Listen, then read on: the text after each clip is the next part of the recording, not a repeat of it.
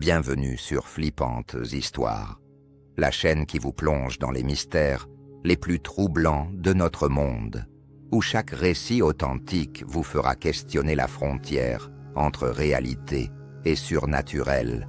Et croyez-moi, ce que vous allez entendre va vous glacer le sang jusqu'à la dernière seconde. Je suis Pierre, et c'est moi, aujourd'hui, qui vais vous raconter cette troublante histoire. Et si je vous disais qu'une femme a appelé une radio fantôme en Thaïlande à 1h du matin pour dire « Il m'a suivi, puis il m'a tué » et que le lendemain matin, la police a retrouvé son corps, son téléphone sans batterie, exactement à la borne kilométrique qu'elle avait donnée à l'antenne. Il est 1h01 après minuit à Chiang Mai, en Thaïlande, et l'humidité nocturne de la ville presse contre les fenêtres du studio, comme une chose vivante. À l'intérieur, les tubes fluorescents bourdonnent au-dessus. La mousse insonorisante absorbe chaque écho, et DJ Mike est assis seul derrière une console de faders clignotants. La plupart des gens du nord de la Thaïlande dorment, mais quelque part là-bas, une poignée d'insomniaques tournent encore leur cadran sur 99 SFM, cherchant l'émission appelée Minuit Whisper. Ce soir, le café de Mike est tiède, le cendrier se remplit, et les lignes téléphoniques sont ouvertes pour tout auditeur assez courageux pour partager une histoire de fantôme. Il tapote un stylo contre son bloc-notes, rappelle au public qu'ils peuvent rester anonymes s'ils préfèrent. Tout est permis dans cette heure, dit-il. Pas de jugement, pas d'incrédulité et pas de rire face à la peur de quiconque. Une seule ampoule rouge sur le standard s'allume, ligne 4. Mike appuie sur le bouton. D'un mouvement pratiqué du pouce, se penche vers le microphone et salue l'appelant en thaï. La ligne répond avec un petit craquement délicat, le genre que fait un téléphone quand quelqu'un passe du haut-parleur au combiné. Puis une voix de femme glisse dans les écouteurs, calme mais stable, presque comme si elle se tenait dans la pièce voisine, en chuchotant à travers la porte. Elle ne donne pas de nom, elle le remercie d'avoir répondu, demande d'un ton feutré s'il restera avec elle quelques minutes. Quelque chose dans sa formalité, ses syllabes parfaitement polies, fait hocher Mike réflexivement, avant même qu'il ne parle. Il l'assure qu'elle a les ondes radio pour elle toute seule. L'appelante dit qu'elle se trouve sur Canal Road, autoroute 121, juste au sud de la ville. Elle mentionne du bambou qui pousse dense le long de la route, un fossé peu profond qui se remplit d'eau de pluie et une borne blanche peinte avec le numéro 21. Mike commence à griffonner ses détails. C'est la routine. Confirmer l'emplacement, au cas où une aide du monde réel serait nécessaire. Décider si l'affirmation de l'appelant sonne comme un véritable problème ou une blague. Il demande si elle est tombée en panne. La femme répond que son motobike, un scooter bleu, gîte à courte distance, avec un phare brisé. Elle est tombée il y a peu, dit-elle, et ne semble pas pouvoir quitter la borne. Chaque fois qu'elle se lève et marche 10 pas vers les lampadaires distants, elle se retrouve dans le même fossé, comme si la scène était prise dans une boucle. Le stylo de Mike plane, les gens appellent avec des histoires étranges chaque semaine. Mais les boucles, les glissements temporels sont inhabituels. Il demande si elle est blessée, si elle peut sentir ses jambes, si une ambulance est requise. Elle répond qu'elle a froid, mais ne ressent aucune douleur. La façon dont elle le dit ne porte aucune panique, seulement de la curiosité, comme si elle rapportait la météo. Puis elle lâche une phrase qui plie l'air dans la cabine.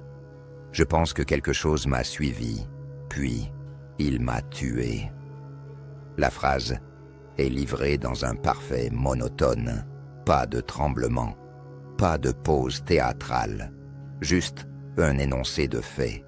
Le cerveau de Mike se bloque un battement de cœur. Il cherche une réponse. A-t-elle dit que quelqu'un l'a tuée? Prétend-elle être morte? C'est habituellement le point où il couperait l'appel comme une blague.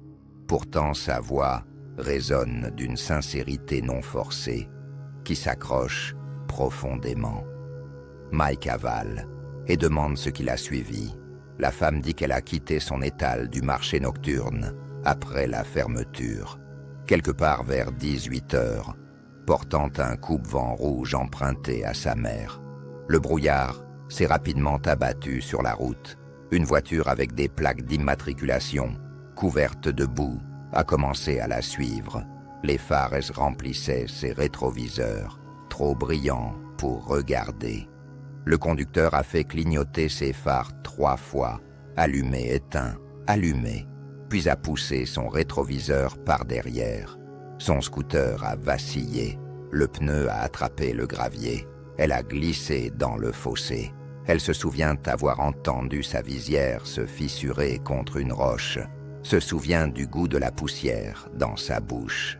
Après cela, elle ne se souvient de rien, jusqu'à ce qu'elle se retrouve assise droite à côté de la borne kilométrique qu'elle continue de mentionner.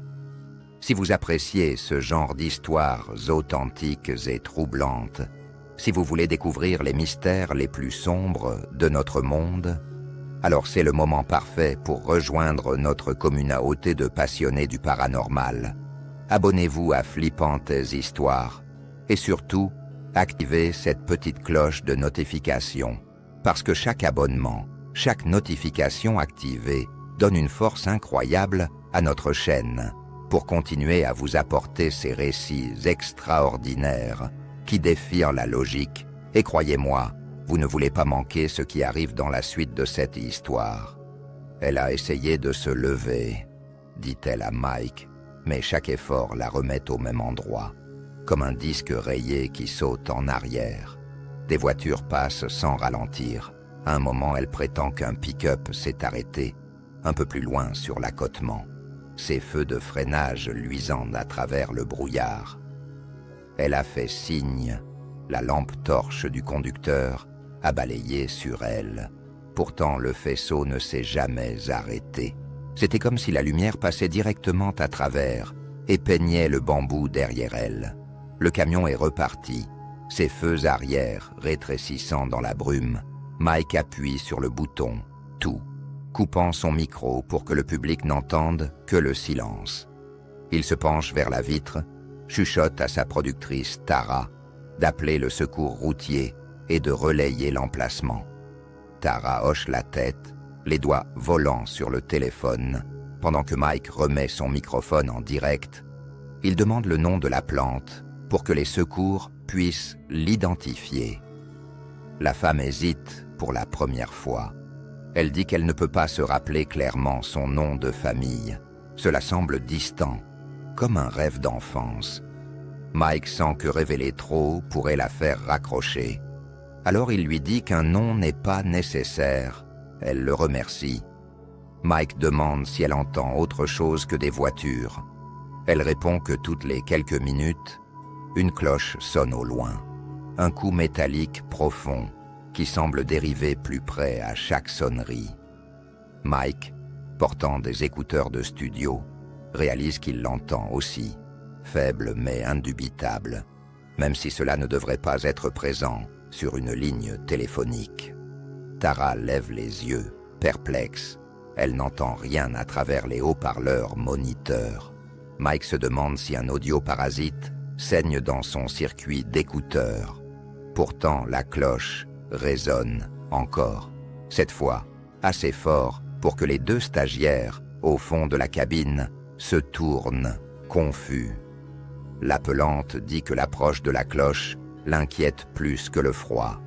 Elle se sent comme si chaque carillon l'appelait loin de la borne, loin de la seule chose qu'elle reconnaît. Mike demande si elle peut voir un temple ou un chédi, n'importe quoi avec un clocher. Elle dit non, seulement du bambou, du brouillard et le visage blanc de la borne. Elle se demande à voix haute si la cloche pourrait être dans le brouillard lui-même. portée par les bruits de moteur qu'elle entend parfois tourner au ralenti, à proximité. Le cuir chevelu de Mike picote. Il lui dit de rester concentré sur les phares de toute voiture qui approche, d'agiter les deux bras, même si elle se sent invisible, de décrire ce qu'elle voit pour que le public puisse aider à se l'imaginer. Elle commence à peindre la scène en petites images cristallines. La borne brille sous les phares diffus. L'eau de pluie dans le fossé ondule doucement. La roue avant de son scooter est tordue dans un angle étrangement doux, comme un animal endormi. L'humidité perle sur la manche de la veste rouge. Dans l'eau du fossé, elle voit un second reflet, son propre corps gisant à moitié submergé, les yeux partiellement ouverts mais vides, les lèvres bleues. La version vivante d'elle-même, si c'est ce qu'elle est, ne peut pas sentir son rythme cardiaque, n'a pas besoin de respirer. Pourtant, elle sent encore l'air nocturne et veut encore rentrer chez elle. La gorge de Mike est sèche, mais il lui demande de continuer à parler. Elle s'exécute, décrivant l'odeur de la terre humide, le rythme des voitures distantes et un grondement sourd qui pourrait être le tonnerre ou un moteur caché. Puis elle fait une pause. Ses mots suivants tremblent très légèrement. La cloche, elle est plus proche maintenant. Une seconde plus tard, le son résonne dans les écouteurs de Mike avec une clarté saisissante, pas de distorsion, juste un gong unique qui semble cogner contre sa poitrine. Il remarque que les ampoules fluorescentes au-dessus scintillent. L'horloge numérique sur la table de mixage remet à zéro l'affichage des secondes. Les yeux de Tara s'élargissent. Elle glisse un écouteur pour voir si la cloche peut être entendue dans la pièce. Silence. Seulement Mike l'entend, à travers un feed qui ne devrait contenir que la voix. L'appelante chuchote. Je pense qu'il est de retour. Les phares sont éteints, mais j'entends le gravier. Mike se penche en avant, le cœur martelant, demande si elle peut voir la personne. Elle dit qu'elle voit du mouvement parmi le bambou, une ombre pliant les tiges en passant. Puis elle arrête de décrire et répète simplement cette phrase, celle qui a déjà glacé le sang de Mike. Il m'a suivi, puis il m'a tué. La clarté de sa diction, la précision de chaque mot. Pour un moment, cela ressemble à une confession de tribunal, son témoignage final sur le crime. Un long sifflement fin commence à filer à travers la ligne, montant en hauteur. Ce n'est pas de la statique. Mike le reconnaît. Cela ressemble plus à un retour de microphone, sauf qu'aucun microphone dans l'environnement de l'appelante n'existe pour faire du retour. Tara agite frénétiquement une note qui dit « passer au pub ». Mike hésite un souffle trop long. Le sifflement grimpe à un cri perçant, comme si du métal se déchirait quelque part derrière la voix. Mike revient à l'instinct et claque le jingle commercial. Une publicité entraînante de nouilles instantanées éclate sur les ondes, étouffant le sifflement et la voix dans le même instant. Mike reste figé pendant les 3 minutes de spot. Ses doigts laissent des traces de sueur sur le fader. La publicité se termine. Il revient en direct, sa voix visiblement secouée. Il dit aux auditeurs que les équipes de secours sont en route vers Canal Road, kilomètre 21. Presse tout conducteur qui passe de ralentir et chercher une personne ayant besoin d'aide. Il essaie la ligne 4 encore, mais elle sonne une fois et tombe. La console affiche maintenant numéro inconnu. Un second rappel retourne le message automatique taille. Le numéro que vous avez composé n'est pas en service. Le studio semble plus froid qu'aucune nuit de Chiang Mai ne devrait l'être. L'émission rampe vers sa fermeture de 2 heures, avec des chansons d'amour préenregistrées, remplissant le silence. Mike ne répond à aucun autre appel en direct. Quand l'outro arrive, finalement, il remercie le public, signe, reste assis fixant le panneau téléphonique, jusqu'à ce que Tara touche son épaule. Il rejoue comme l'appel dans la salle de contrôle. Chaque détail est là, voix brillante et nette. Pourtant, la cloche est absente sur la lecture. Où Mike se souvient de ses gongs, la forme d'onde ne montre rien de plus qu'un sifflement ambiant. Tara suggère que le stress a joué des tours à ses oreilles. Mais Mike peut encore sentir la vibration de la cloche dans sa poitrine.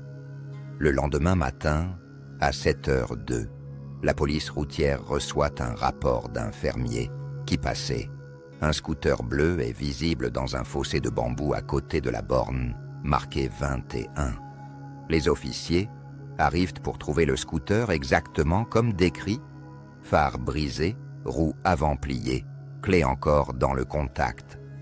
À côté gît le corps d'une femme de 23 ans, identifiée plus tard comme Kulira Sankam, surnommée June par sa famille. Les estimations préliminaires placent sa mort 6 nuits plus tôt. Elle porte un coupe-vent rouge déchiré à l'épaule. Son téléphone repose près de sa main. La batterie manque. La carte SIM cassée en deux. Le coroner note un coup brisé, cohérent avec une chute à haute vitesse. De la boue couvre le dos de sa veste en 3 traînées distinctes, évoquant des traces de pneus. À 9h15 ce matin-là, les médias locaux diffusent le titre « Vendeuse de marché nocturne trouvée morte sur Canal Road ». En milieu d'après-midi, quelqu'un télécharge l'enregistrement de 12 minutes de Midnight Whisper sur un forum en ligne. Les auditeurs dissèquent chaque syllabe.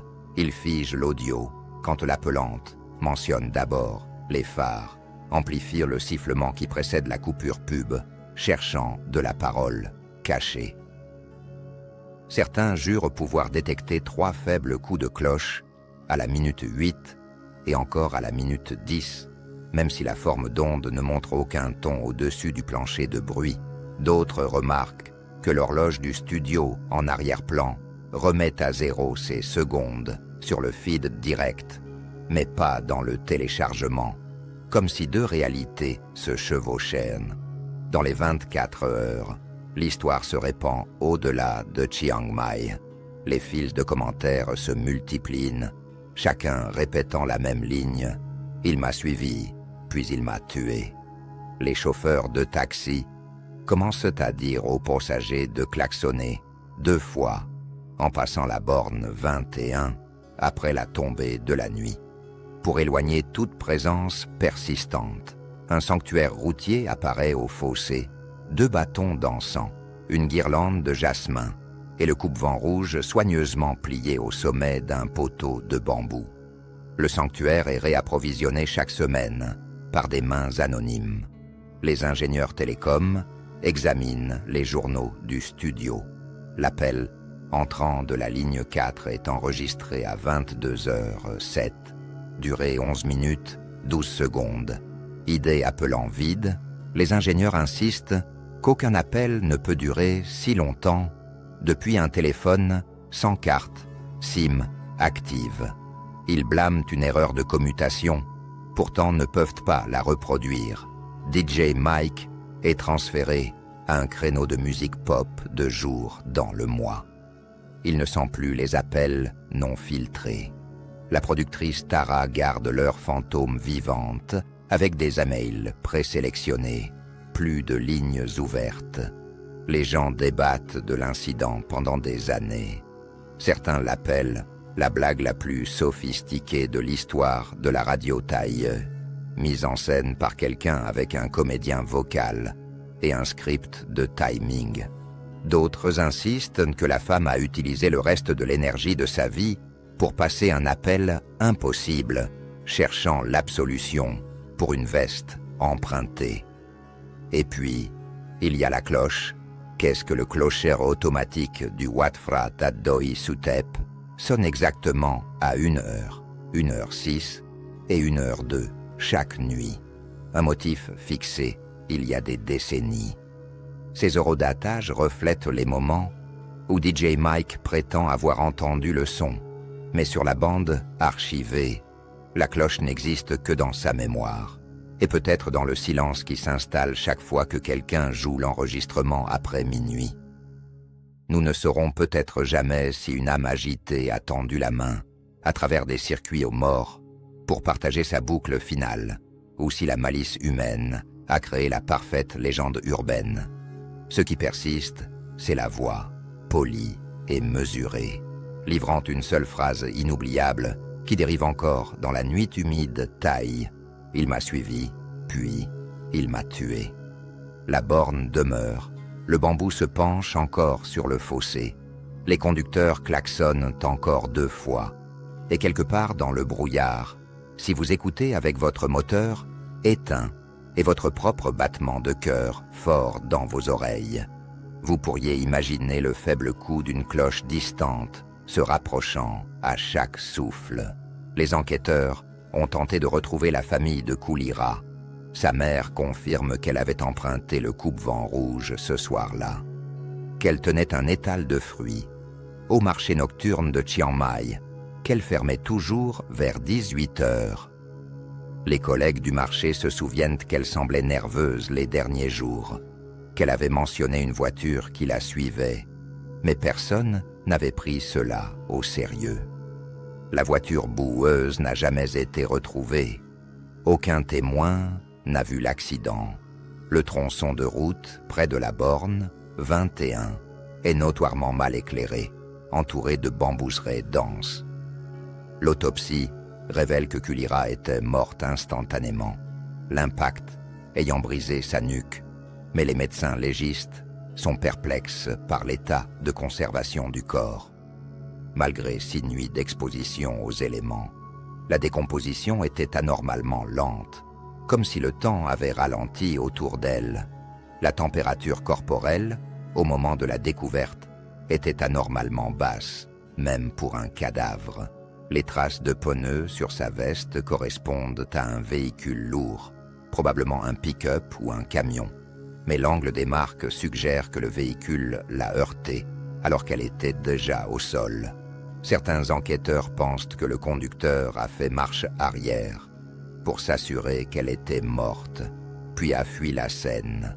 D'autres croient que les marques ont été faites par un véhicule de secours qui s'est arrêté plus tard. L'énigme du téléphone reste inexpliquée. La batterie avait été soigneusement retirée, pas arrachée dans l'accident, et la carte SIM cassée avec précision, comme si quelqu'un avait voulu empêcher toute communication. Pourtant, selon les logs téléphoniques, l'appareil de Koulira a émis un appel vers les studios de 99 FM, exactement 6 nuits après sa mort. L'enregistrement de l'appel est devenu une pièce de collection dans les cercles paranormaux. Des analystes audio professionnels ont examiné chaque seconde. Ils confirment que la voix appartient à une femme jeune, probablement thaï, parlant dans un dialecte du nord typique de Chiang Mai. Les caractéristiques vocales correspondent aux enregistrements de Koulira trouvés sur le téléphone de sa mère. Mais les experts notent des anomalies troublantes. Le spectre vocal montre des harmoniques impossibles, comme si la voix était filtrée à travers un médium non identifié. Et il y a des micro-interruptions dans le signal, des blancs d'une fraction de seconde qui créent un effet de déconnexion subtil. Plus troublante encore, l'analyse révèle que la voix semble parfois prédire les questions de Mike avant qu'il ne les pose. Les réponses commencent une fraction de seconde avant la fin des questions. Le phénomène de la cloche a été étudié par des ingénieurs du son. Ils ont installé des équipements d'enregistrement dans le studio de 99 FM, rejoignant l'appel de Koulira chaque nuit à la même heure.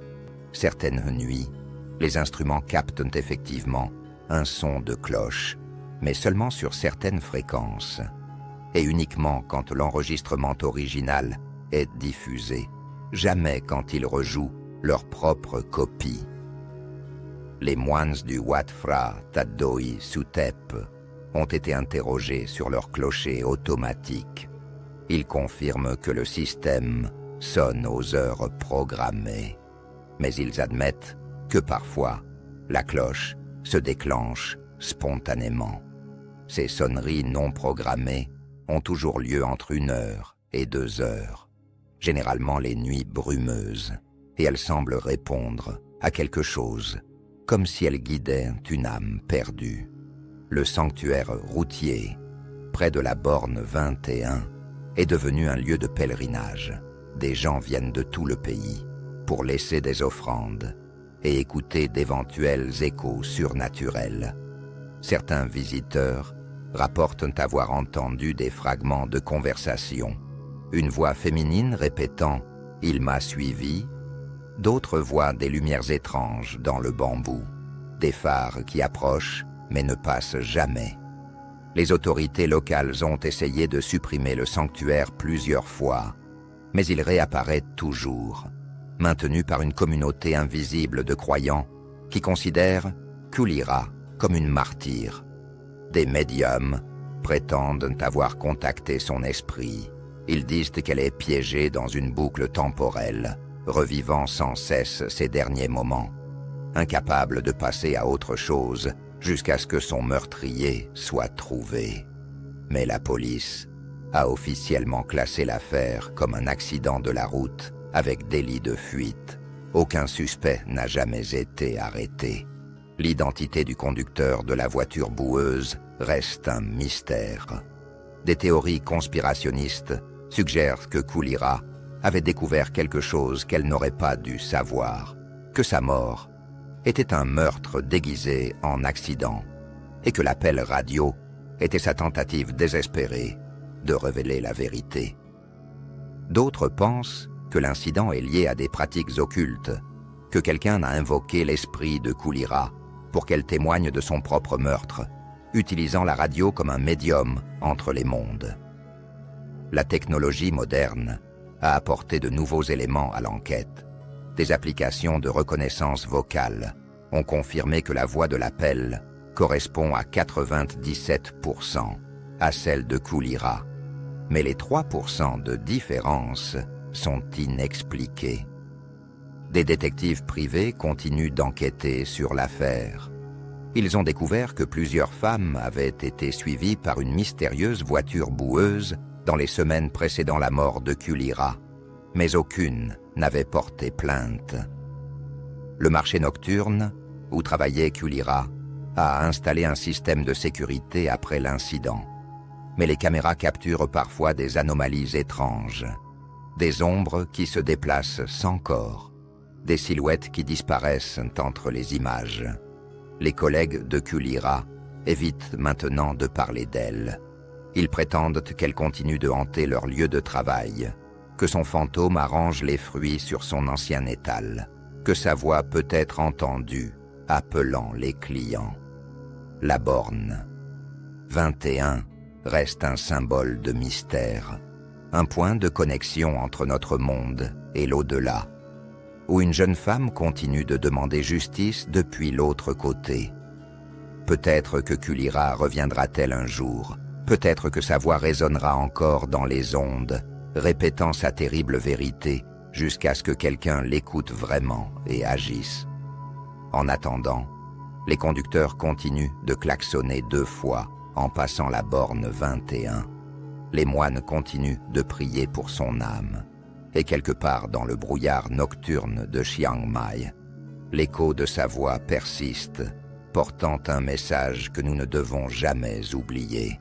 Il m'a suivi, puis il m'a tué. Voilà l'une des histoires les plus troublantes que flippantes histoires aient jamais partagées avec vous.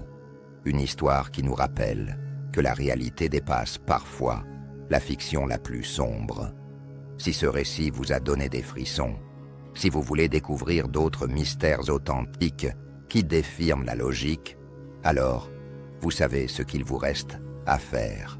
Laissez un pouce bleu si cette histoire vous a marqué. Partagez-la avec ceux qui apprécient les phénomènes inexpliqués. Et surtout, Dites-nous dans les commentaires si vous avez déjà vécu une expérience paranormale similaire.